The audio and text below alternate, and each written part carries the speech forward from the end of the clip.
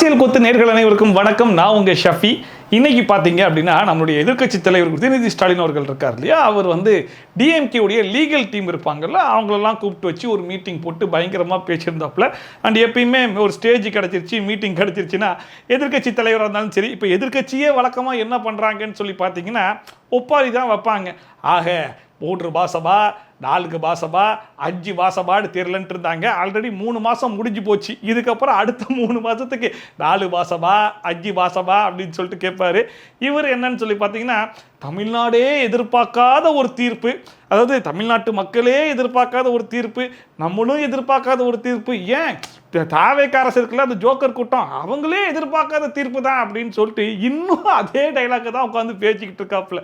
ஆனால் மக்கள் கொடுத்த தீர்ப்பு நம்ம அக்செப்ட் பண்ணிக்கிட்டு தான் ஆகணும். அப்படின்னா தமிழ்நாடு எதிர்பார்க்காத தீர்ப்புன்னு சொல்லி பேசுறீங்களே, தமிழ்நாட்டு மக்கள்லாம் ஓட்டு போட்டு தானே தாவேக அரசை செலக்ட் பண்ணியிருக்காங்க.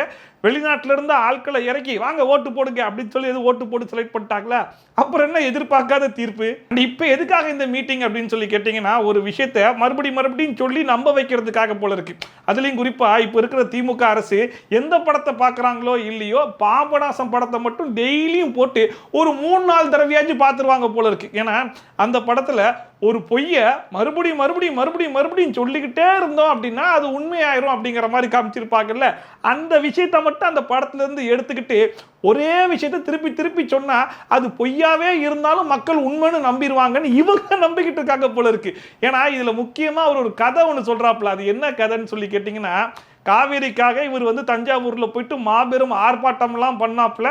அந்த ஆர்ப்பாட்டத்தில் எதை முக்கியமாக பேசணுமோ அதை விட்டுட்டு ஆபாசமாக பேசிட்டாரு அப்படிங்கிறதுக்காக வீடு பூந்து இவர் அரெஸ்ட் பண்ணாங்க இல்லையா. அதை அன்னையிலிருந்து இன்னைக்கு வரைக்கும் அவர் எப்படி சொல்லிக்கிட்டு இருக்காருன்னா, காவேரி பிரச்சனைக்காக இவர் பேசினாராமா, அது பிடிக்காத தாவேக அரசு இவரை வீடு பூந்து அரெஸ்ட் பண்ணிட்டாங்க அப்படின்னு சொல்லிட்டு அரெஸ்ட் பண்ணதுக்கு அடுத்த நாள் சட்டமன்றம் நடந்துச்சு. அந்த சட்டமன்றம் முடிஞ்சதுக்கு அப்புறம் கொடுத்த மீட்டிங்லயும் அதே கதையை தான் ஓட்டினாப்புல.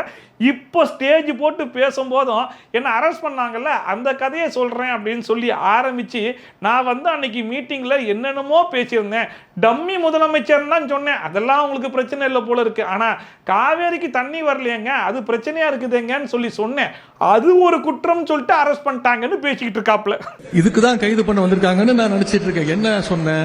டம்மி முதலமைச்சர், வெக்கங்கெட்ட அரசு, கேடுகெட்ட அரசு, யாருக்கும் துப்பு இல்ல, தைரியம் இல்ல, விவசாயிகளை இப்படி நடு ரோட்ல விட்டுட்டீங்க, வேற எதுவுமே நான் சொல்லல. காவேரியில தண்ணி வரணும்னு சொன்னேன். இது எனக்கு தோணவே இல்லை. இந்த மாதிரி நகைச்சுவையை எங்க போய் சொல்லி அழுகிறதுனே ஒன்றும் புரியல. இல்ல அவங்க இன்னும் நம்பிக்கிட்டு இருக்காங்களா எதிர்கட்சி தலைவர் காவிரி பிரச்சனைக்காக குரல் கொடுத்ததுக்கு தான் தாவேக அரசு கைது பண்ணிச்சுன்னு? ஊர்ல இருக்கிற அம்புட்டு பேரும் பேசாத பேச்சு இல்ல. தமிழ்நாடு மட்டும் இல்ல, நேஷனல் மீடியா வரைக்கும் கழுவி ஊத்திட்டாங்க. அந்த நியூஸ் எல்லாம் இன்னும் பார்க்கவே இல்லையா?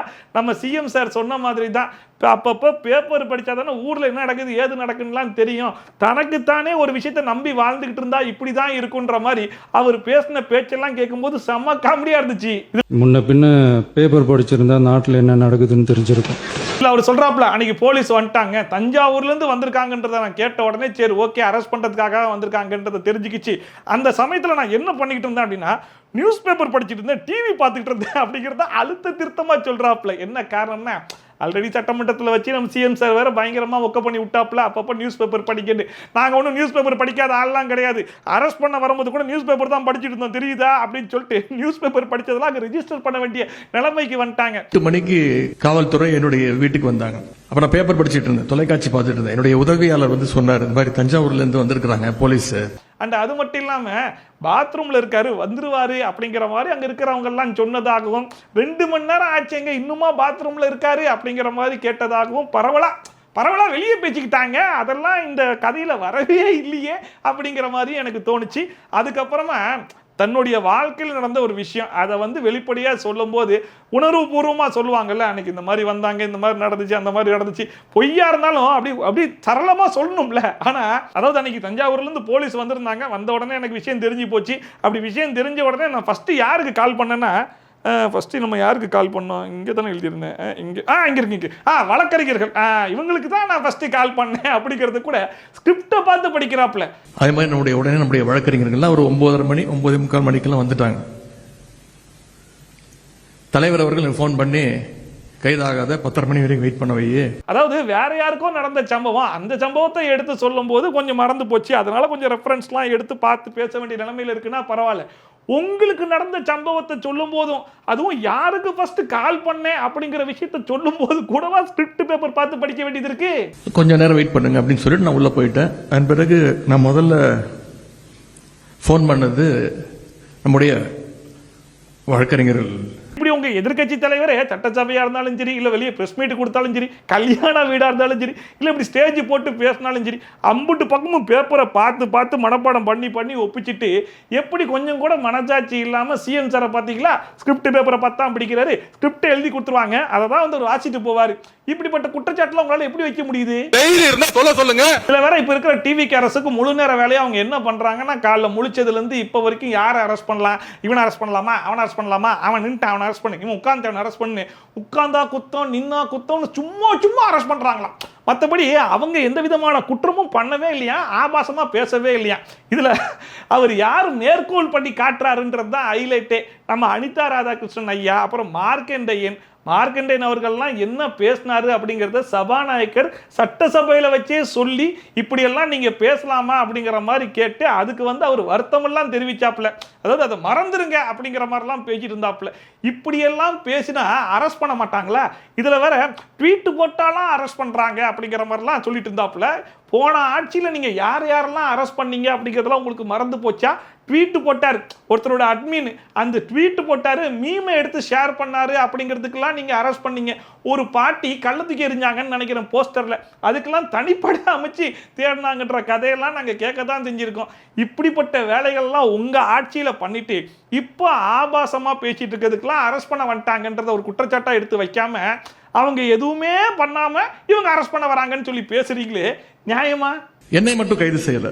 முன்னாள் அமைச்சர் அண்ணன் திரு அனிதா ராதாகிருஷ்ணன் அவர்கள் கைது செய்யப்பட்டு உடனே விடுவிக்கப்பட்டார். விளாத்திக்குளம் சட்டமன்ற உறுப்பினர் அண்ணன் திரு மார்க்கண்டேயன் அவர்களையும் இதே மாதிரி கைது செய்து மிரட்ட பார்த்தாங்க. இதுல வேற ஒரு தஞ்சாவூருக்கு கூட்டு போகும்போது ஒரு பயங்கர ட்ரிப்பு மாதிரி இருந்துச்சு. அப்படியே ஜாலியா உட்காந்து எல்லார்கிட்டையும் பேசிக்கிட்டு அண்ட் எல்லாரும் வந்து பயங்கரமா ஆதரவெல்லாம் தெரிவிச்சாங்கல்ல, அதெல்லாம் பார்த்து ரசிச்சுக்கிட்டே போயிட்டு வந்தாராமா. அண்ட் தஞ்சாவூருக்கு போயிட்டு வந்தாங்கல்ல, அதுல போராட்டம் பண்ணாங்கல்ல, அந்த போராட்டம் பண்ணவங்கள ஒரு சில பெரிய அரெஸ்ட் பண்ணி வச்சிருக்காங்க அப்படிங்கிற மாதிரி சொல்லிட்டு இருந்தாப்ல. ஆமா, ஏன்னா அந்த போராட்டம் பார்த்தீங்க அப்படின்னா ரொம்ப நாகரிகமா நடந்துச்சு. பப்ளிக்கை டிஸ்டர்ப் பண்ணாம, இந்த ஸ்கூல் பஸ் எல்லாம் நிப்பாட்டி அதுக்கு கீழே படுக்கிறது, பெட்ரோல் எடுத்து மேலே ஊத்திக்கிறது, ரோட்ல உருண்டு புரள்றது, இந்த மாதிரி எந்த வேலையும் பண்ணாம, பப்ளிக்கு ஒரு சின்ன டிஸ்டர்பன்ஸ் கூட இல்லாம ரொம்ப நாகரிகமான போராட்டத்தை கையாண்டீங்கல்ல, அதனாலேயே உங்களை அரெஸ்ட் பண்ணதெல்லாம் கண்டிக்கக்கூடியது தான்.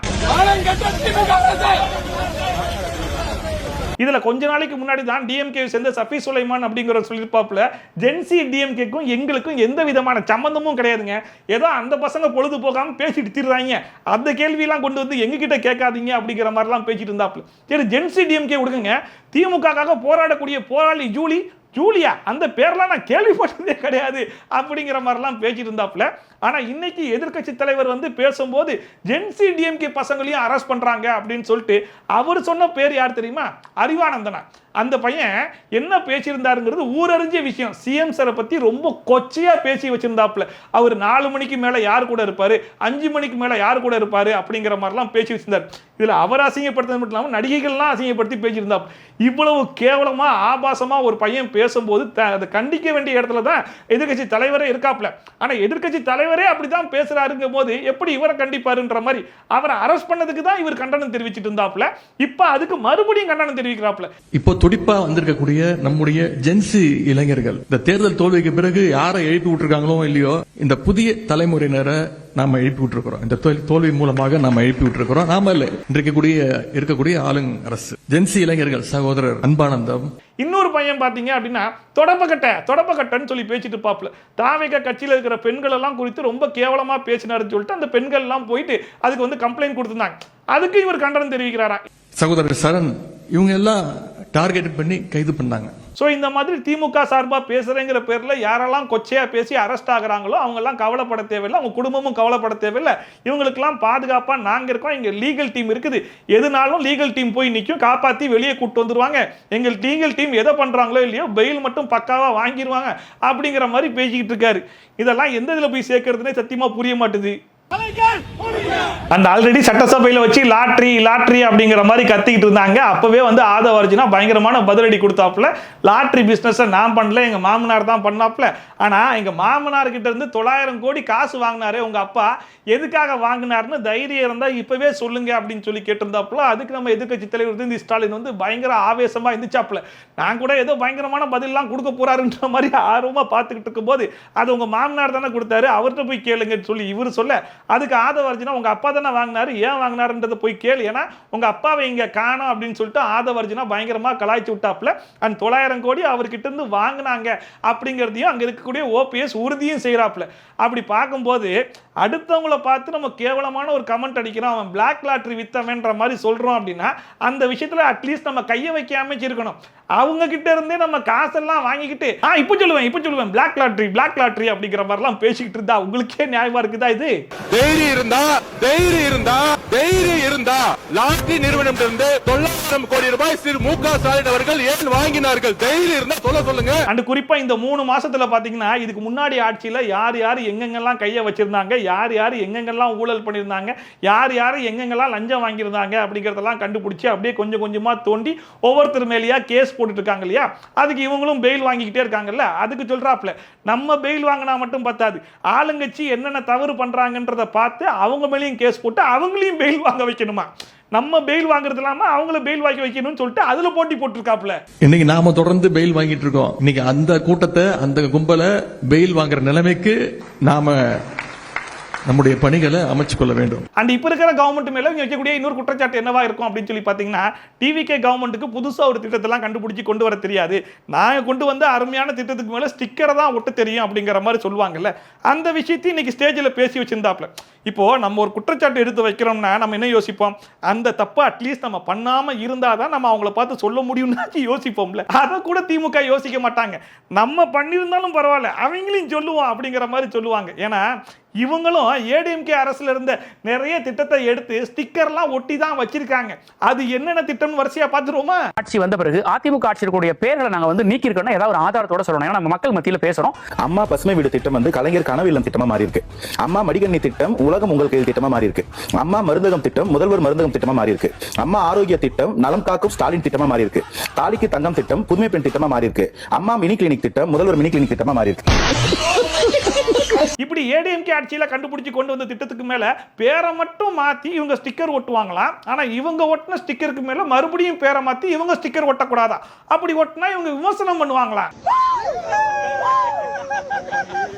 டிஎம்கே பொறுத்த வரைக்கும் பொறுப்புல இருக்கவங்க தான் இந்த மாதிரி பொறுப்பு இல்லாம பேசுவாங்கன்னு எடுத்துக்க முடியாது.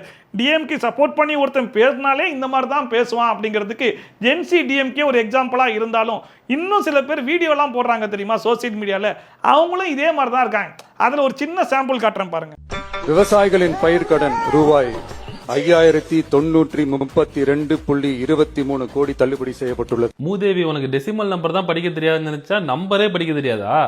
5032 இதுல 0.23 கோடி வேற. தமிழ்நாட்டுடைய சிஎம் பார்த்து எவ்வளவு நாகரிகமா பேசுறாரு பாத்தீங்களா? இவ்வளவு நாகரிகமா பேசுற இந்த மனுஷனை அரெஸ்ட் பண்ண போனா யார் தெரியுமா ஃபர்ஸ்ட் கண்டனம் தெரிவிப்பா? எதிர்க்கட்சி தலைவர். எப்பேற்பட்ட கட்சியா இருக்குது பாத்தீங்களா? சரி, இப்ப விஷயத்துக்கு வருவோம். சிஎம் சார் நம்பரை படிக்கும்போது தப்பா படிச்சிட்டாருன்றத குற்றச்சாட்டு. சரி ரைட், சிஎம் சார் தப்பா படிச்சிட்டாரு அதுக்காக நீங்க கிண்டல் பண்றீங்க அப்படின்னா உங்க எதிர்க்கட்சி தலைவர் மட்டும் ஒழுங்கா படிச்சிருக்காரா? அவரு இங்கிலீஷ்ல தமிழ்ல ரெண்டுலயும் படிச்ச லட்சணத்தை பாப்போமா? அனிதான்ற ஒரு குழந்தை நல்லா படிக்கக்கூடிய பொண்ணு 1200க்கு 1120 மார்க். எவ்வளவுமா? 1200க்கு 1720. கேட்டிங்களா? தமிழ்ல அவர் சொன்ன நம்பர் என்ன நம்பர்ன்றதை கண்டுபிடிக்கிறதுக்கு இன்னும் ஆராய்ச்சி பண்ணிட்டு இருக்காங்க. ரிசல்ட் வரலையே, இதுல இங்கிலீஷ்ல வேற சொல்றேங்கிற பேர்ல 1200க்கு 1720 வாங்கிட்டாங்க. என்ன இது? ஒருத்தங்க லைவ்ல பேசும்போது இல்லை வந்து மேடையில் பேசும்போது சில பிழைகள் வரதான் செய்யும். அதை வந்து நம்ம கண்டுக்க கூடாது. அதை மீறி அதையும் நாங்கள் தோண்டி கிண்டல் அடிப்போம் அப்படின்னா டிஎம்கேல பேசி வச்சதெல்லாம் எடுத்தோன்னா எவ்வளவு வரும் தெரியுமா? அதே மாதிரிதான் 2 கோடி பேருக்கு நான் வேலை 20 கோடி பேருக்கு நான் வேலை கொடுக்க போறேன். வருஷத்துக்கு 2 லட்சம் பேருக்கு வேலை 2 கோடி பேருக்கு கொடுத்தோம்னா 5 வருஷத்துல பொங்கலுக்காக 2500 ரூபாய் கொடுக்க போறோம் அறிவிச்சிருக்காங்க. இந்த 5000க்கு இன்னும் எவ்வளவு மிச்சம் இருக்கு? 1500. ஆக அந்த 1500 சேர்த்து கொடுங்க அப்படின்னு தான் மீண்டும் மீண்டும் இந்த அரசாங்கத்தை பார்த்து நான் கேட்டு இடம்பெற்றிருக்கேன். ஸோ டிஎம்கே பொறுத்த வரைக்கும் தலைமை பொறுப்புல இருந்து கடைசி வரைக்கும் எல்லாருமே ஒரே மாதிரி தான் பேசுறாங்க. இவங்களுக்கெல்லாம் நாகரிக அரசியல்னா என்ன, நாகரிகமா பேசுறதுனா என்ன அப்படிங்கிறதுலாம் தெரியுமா தெரியாதான்னு தெரியல. ஆனா பேச்சுக்கு பேச்சு எங்க தலைவர் முத்துவேல் கருணாநிதி ஸ்டாலின் அவர்கள் நாகரிக அரசியல் தான் பண்ணணும்னு சொல்லி வளர்த்திருக்காருன்னு வேற சொல்லிக்கிறீங்க. ஆனா அது செயல்ல இருக்கான்னு சொல்லி பார்த்தா எங்கேயும் காணோம். யாராச்சும் அநாகரிகமா பேசும்போது கண்டிக்க வேண்டிய இடத்துல இருக்கக்கூடிய நீங்களே இப்படி பேசிட்டு இருந்தீங்கன்னா இந்த கட்சி இடத்துல எங்க போகுது, காணாம போகுதான்றதெல்லாம் நீங்க தான் முடிவு பண்ணிக்கணும். அவ்வளவுதான் வீடியோ. உதயநிதி ஸ்டாலின் பேசின பேச்செல்லாம் நீங்க கேட்கும்போது உங்களுக்கு என்ன தோணுச்சு அப்படிங்கிறத மறக்காம கமெண்ட் செக்ஷன்ல சொல்லுங்க. அண்ட் இந்த அரசியல் கொத்து அப்படிங்கிற புது சேனலை இன்னும் சப்ஸ்கிரைப் பண்ணாம பார்த்துட்டு இருந்தீங்கன்னா மறக்காம ஒரு சப்ஸ்கிரைப் பண்ணி சப்போர்ட் பண்ணுங்க. அண்ட் இந்த வீடியோ உண்மையிலேயே பிடிச்சிருந்துச்சுன்னா ஒரு லைக்கும் பண்ணி சப்போர்ட் பண்ணுங்க. ஓகேவா? ஸோ மறுபடியும் மீண்டும் ஒரு நல்ல ஒரு வீடியோ சந்திக்கிறேன். Bye from Shafi. Tata. Bye bye and take care.